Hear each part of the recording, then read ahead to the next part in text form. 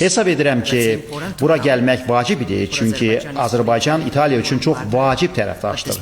Lakin buna baxmayaraq, mənə məlum oldu ki, 2013-cü ildən bəri İtaliyanın baş naziri bura səfər etməyib və bu da mənə kifayət qədər qəribə görünür. Ona görə hesab edirəm ki, bu səfəri etmək həqiqətən vacib idi. Çünki bizim əməkdaşlığımız həqiqətən çox genişdir. Biz bir çox strateji sahələr üzrə əməkdaşlıq aparırıq.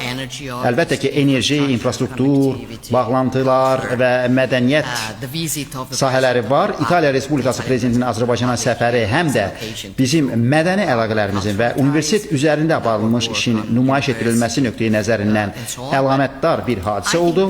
Lakin hesab edirəm ki, biz həmişə birlikdə daha çox iş görə bilərik. Fikrimizcə, Azərbaycan bizim beynəlxalq müstəvidə xüsusi olaraq çətin vəziyyətdə olmağımıza baxmayaraq bizim strateji tərəfdaşımızdır.